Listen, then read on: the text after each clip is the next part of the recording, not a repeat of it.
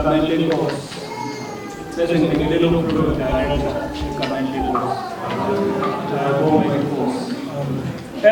sihlanganyela nge-ordination bazalwane. Ngilana nje ibandla le-Rock of Life licela ukuthi ngizokwenza umsebenzi umama nobaba amacengwane namhlanje.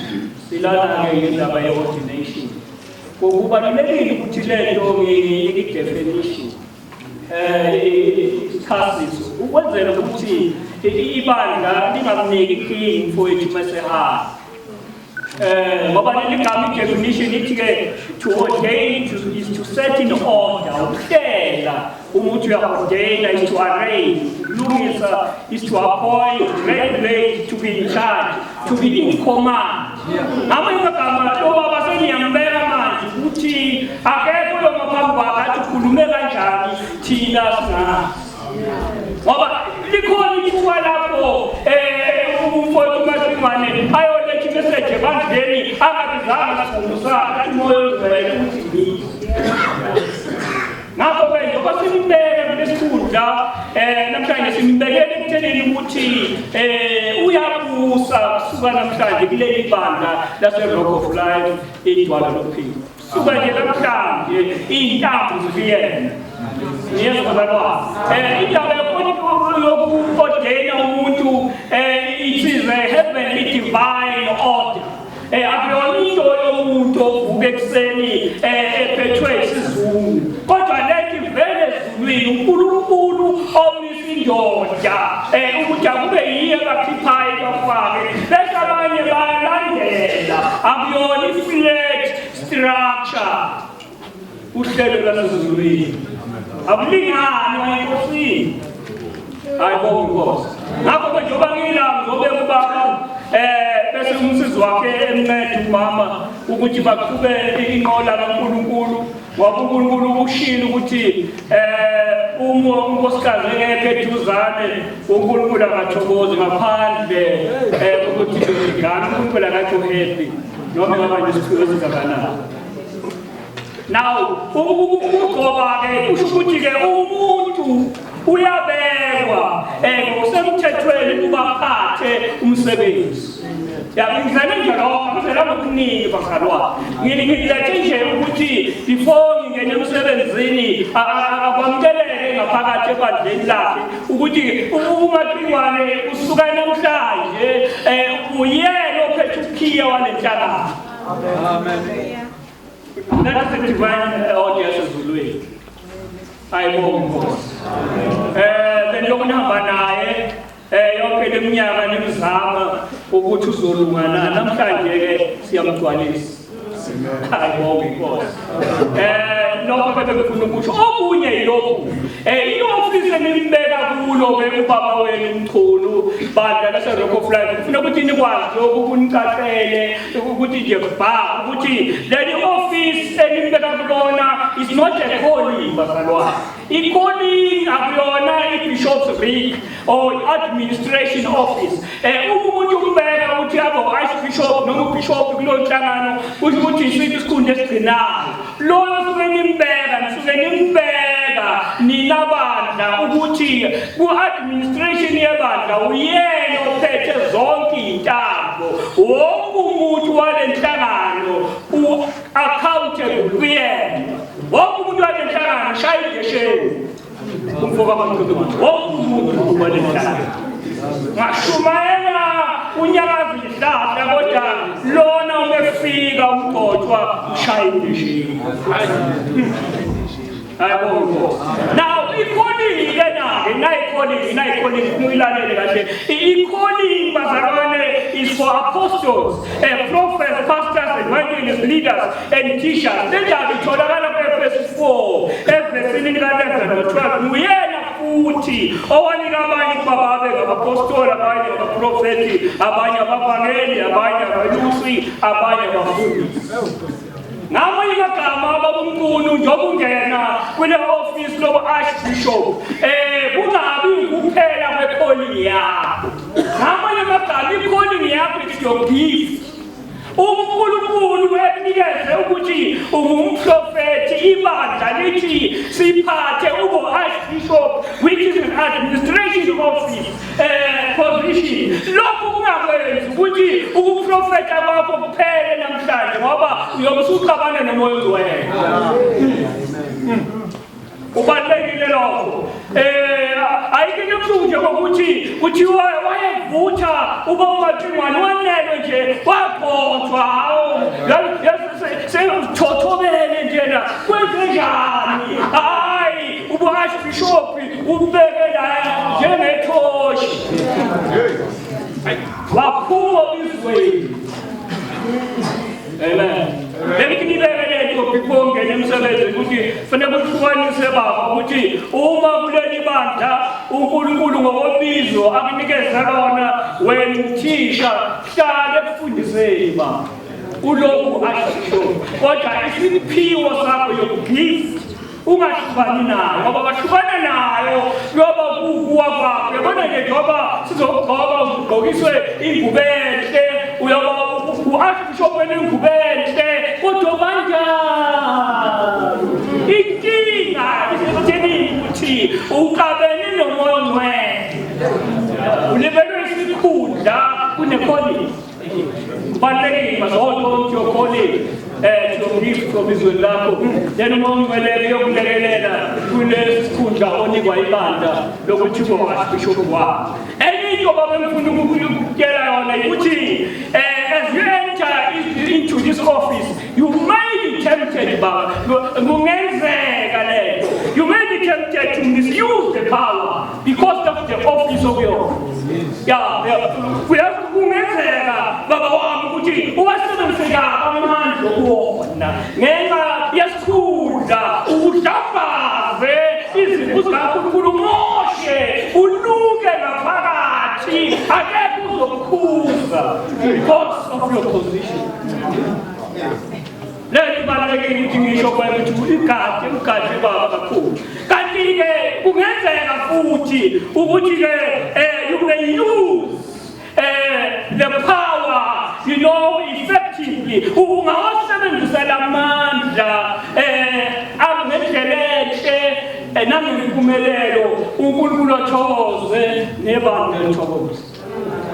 Amagama ngicela usigade lezinto baba wami egameni lenkosi nake ngifisela bona ukuthi ugade ungabi ibandla eligada abangena eminyango kodwa lingayikoshumayela.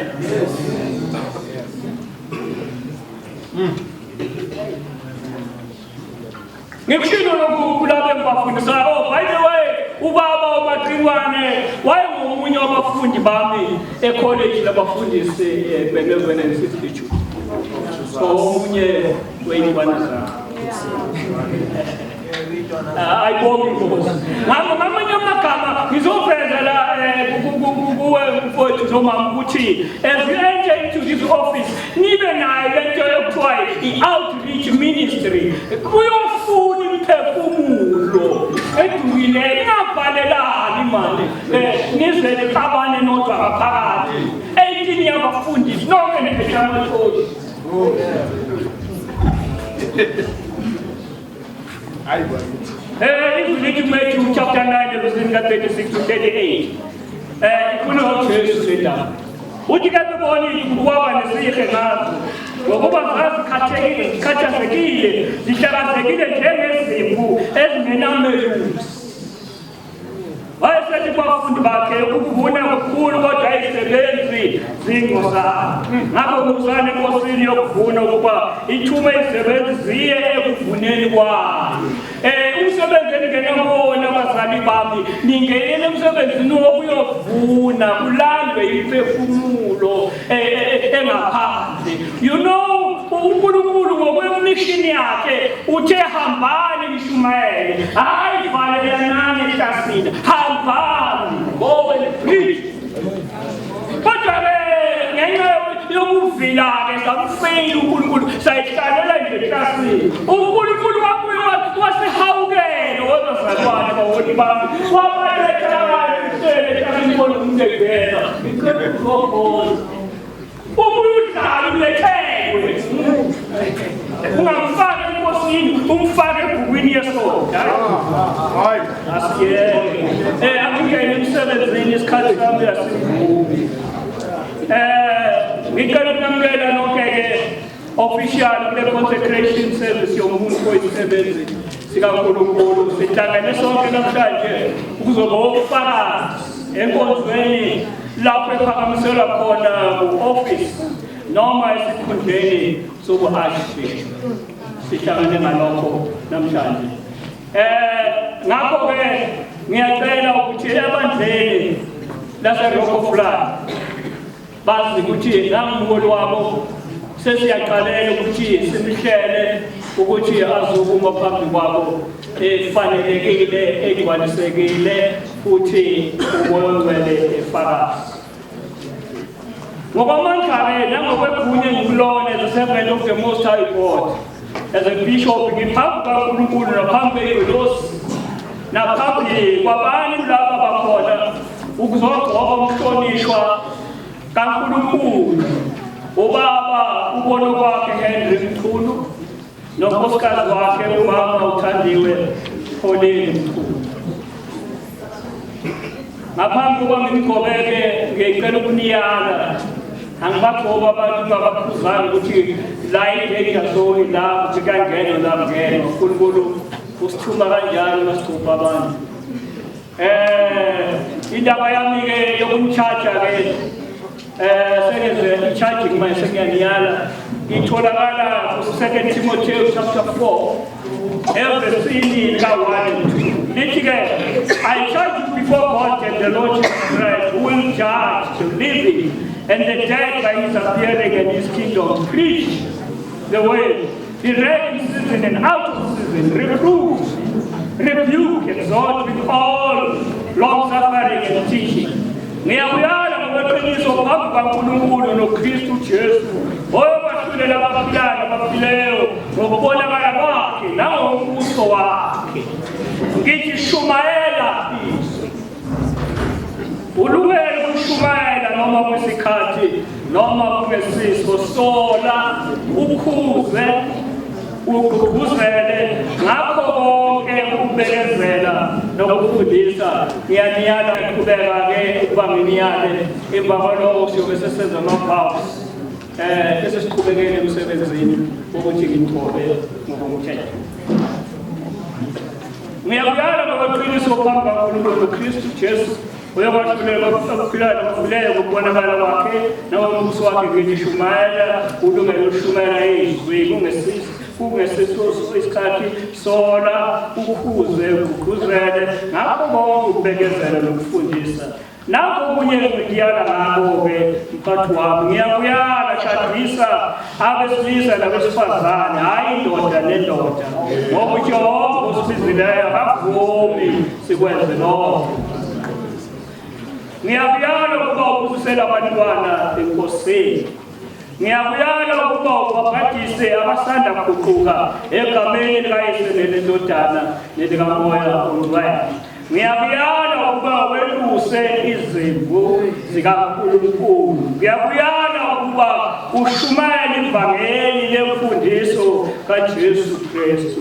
Ngiyakuyala ukuba uchithe isikhathi esiningi ufunda izwi likaNkulunkulu. Ngalokho ngicela ukuphakamise isandla sakho sokudla uthi inkosi ngisize.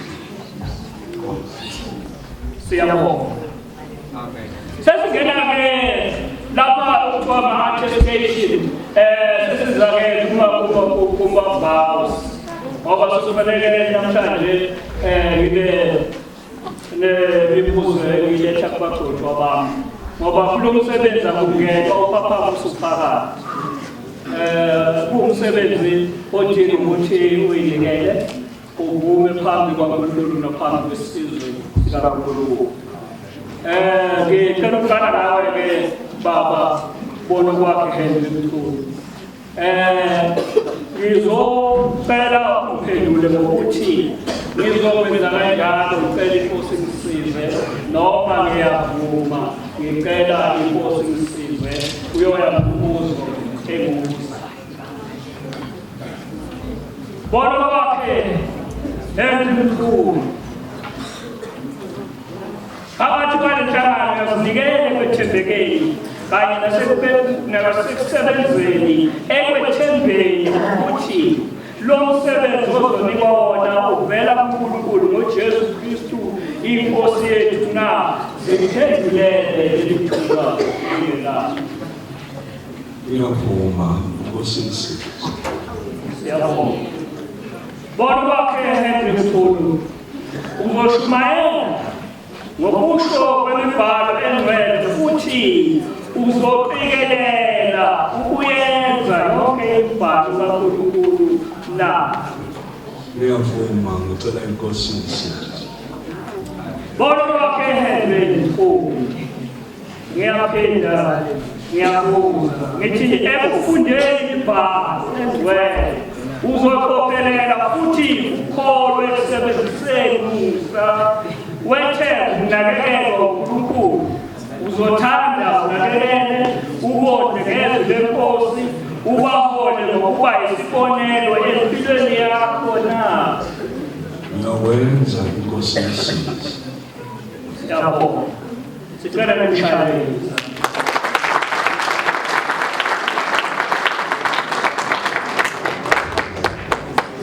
Sesingena eMabaus ababonikazi umama uMthandi wePauline Mkhulu. Mama Mthandi wePauline Mkhulu, uzomxhasa umyeni wakho obizweni lakho ngaso sonke isikhathi futhi uthande nomhlambi kaNkulunkulu awathusayo na. Yebo, ngiyavuma. Ngisacela inkosisi. Thandi wePauline Mkhulu, ngiyaphinda ngiyabuza. Uyazinikela ekusizweni umyeni wakho ekulungiseleleni konke adingayo okuqondana nezifonyo futhi uzoqinisekisa ukuthi umhloniphe enkonzweni nangaphandle kwenkonzo ukuzibala siyoyihlonipha indoda kaNkulunkulu na. Yebo, ngiyavuma. Siyabonga umshayeli.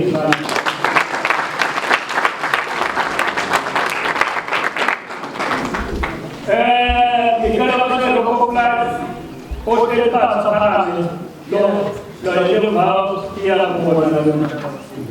Bonke abashayeli bokuqala ohleli phansi phakathi bese ngibabuza abaphendule.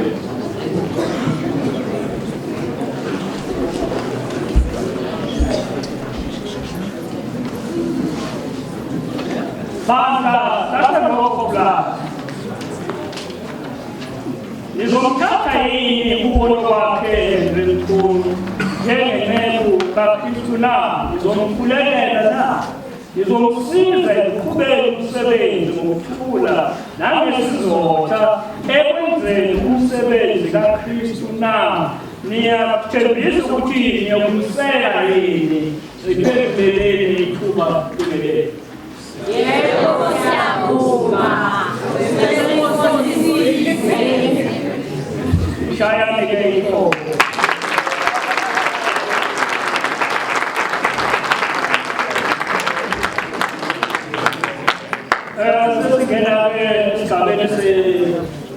Praying and pouring more oil on me. This is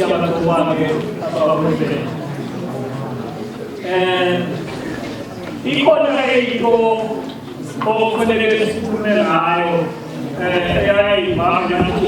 Dia tahu rumah saudara kita. Yang kita dalam dari kategori jika kemudian sudah sustain everything dan tuan dan sudah mahu naik itu kita cek yang enak. Bazalwane incwadi Exodus 20. Exodus 30 verse 31. Bazalwane ngokuthunywa incwadi Exodus isahluko 30 kanti ivesi elika 31. Sicela ufunda bazalwane ufika kanje. ukhulume kubantwana bakwa-Israyeli uthi lokhu kuya kuba kimi amafutha angcwele okugcoba ezizukulwaneni zenu. Kuyakuba amafutha kaJehova anjani? Angcwele manje inkinga ayinayo bazalwane, amafutha athathwa ekhiqizwa isihlahla esakhandwa uJehova saba khona lesi sihlahla ezweni lakwa-Israyeli kwaba yisona sihlahla okukhiqizwa kuso lamafutha okugcoba. Manje-ke kwasekuqhubeka-ke abantu bekhandaka amakhampani njengoba nibona le oil elikelela nasemukheyona ntombi, nibona le oil elikelela ayikhandiwe yaba yi-original niyazobazalwane ikhandwe uhlelo labantu abathile beyinkampani bafaka amakha kuyona. Now, njengomntwana kaNkulunkulu nomgodi wabasomandla ophezu konke, okwami ukuthi ngikhulume nalamafutha abe original. Okwami ukuthi ngikhulume nalamafutha ukuthi noma ekhandiwe wafakwa okufakile kodwa ngoba ayaseyolungela ukuthi aye kumgodi wabasomandla, sekufuneka ukuthi ngiwabize ukuthi wena awusesiyo le holy oil ebeyikhandwe ngendlela nangomqondo womuntu, kodwa usiyo holy oil kaSimakade ayikhambe eqaleni izwe lingakasebenzi. Amen. Lokhu kwenza ukuthi-ke uma senibagcoba angisabagcobi ngale nto oyibonayo, angithi le nto siyanilekelele noma nidla isidlo ukuthi uma kunika isidlo akakuniki isidlo kodwa kunika umzimba. Kodwa-ke namhlanje-ke nime ngamafutha ukuthi sesizongena wona umsebenzi ukuthi bagcobe ngokomthetho. Leli thuba-ke ngicela ukuthi silekelele kanjena-ke ikwaya uma icula ingoma icula very soft, very soft. PP.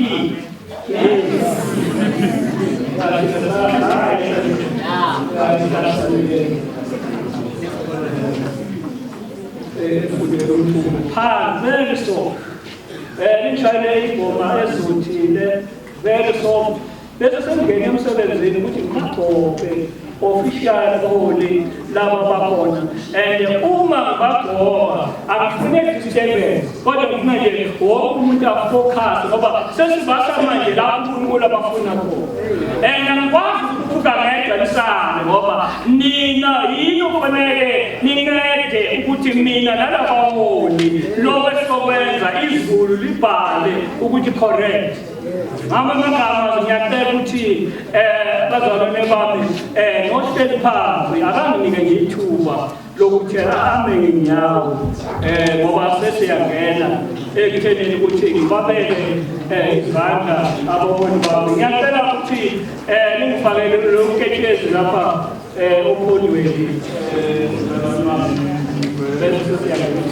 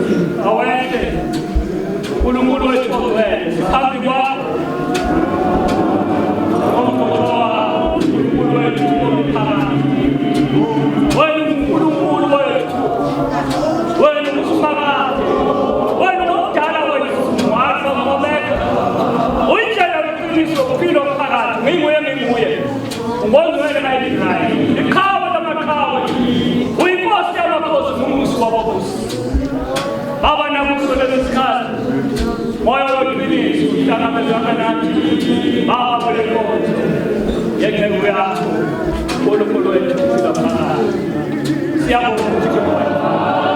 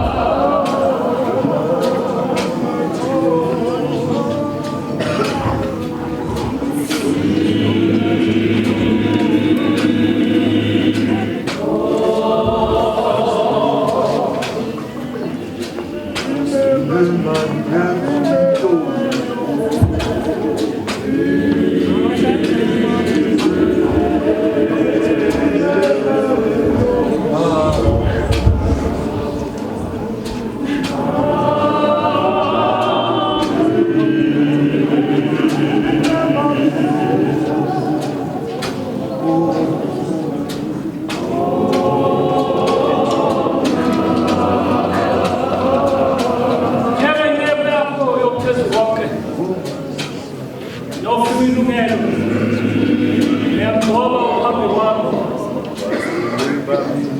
thathe koleni ukuthi abomlekeleli womgcotsha wakho yakusiza umyeni wakhe egameni likaJesu uyamkhulekela uyamkhulekela uNkulunkulu wethu onamandla onke wena baba yehova phambi kwakho uyabanelisa abantu abadala uNkulunkulu wethu abakhuze abaduze abayale legama likaJesu onamandla uNkulunkulu wethu onamandla onke uyavuka inhliziyo baba wethu yokubelezela yokubheka kahle inhliziyo yokubathanda bonke